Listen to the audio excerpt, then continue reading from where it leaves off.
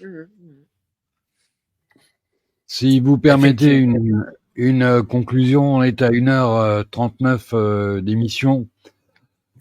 Mon cher Patrick, j'ai envie de te dire ce que j'ai dit au professeur Trito.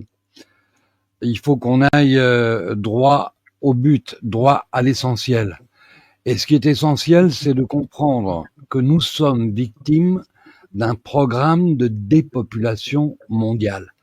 Ça, c'est la donnée la plus grave, la plus réelle. Ça veut dire qu'on est tous, demain, aujourd'hui, des victimes potentielles de ce projet fou de dépeuplement mondial.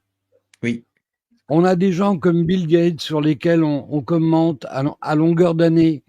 Mais ce type devrait être en prison, puisqu'il a dit lui-même, si on fait un bon travail avec les vaccins, nous réduirons la population mondiale de 10 à 15%. Oui, il Alors, l'a dit.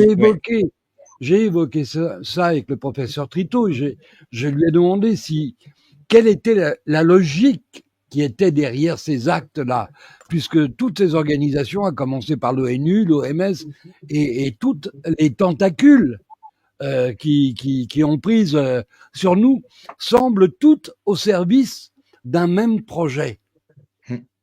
Et je lui ai demandé si la piste criminelle et eschatologique était la bonne.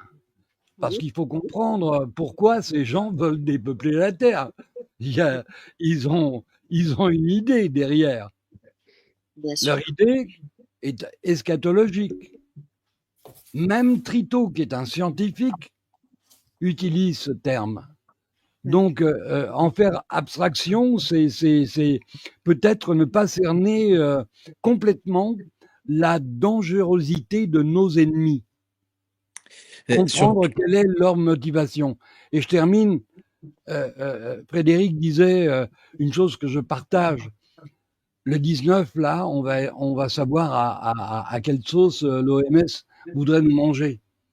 Mais si déjà on commence par dire OMS, ONU, on a bien compris que vous n'agissez pas en fonction de nos intérêts, mais en fonction des vôtres. Vos intérêts, c'est nous dépeupler, et notre intérêt, c'est de rester vivants. Alors la première chose qu'on va vous dire, c'est non, c'est niet. Niet sur toute la ligne, comme on l'a fait pour les vaccins.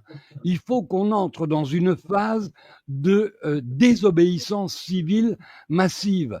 Et le chiffre qu'a donné Trito l'autre soir en parlant du nombre de personnes qui font leur 4e ou 5e ou 6e dose en Italie m'a rendu un peu d'espoir.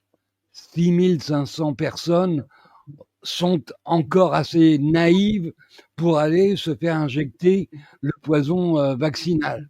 Sur 60 millions d'habitants, on constate que par rapport à la campagne anti-Covid, on est en nette régression.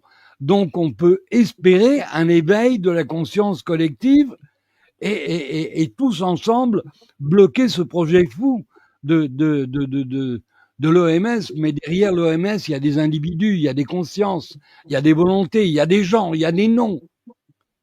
Et nos gouvernements sont complices de ce crime de masse.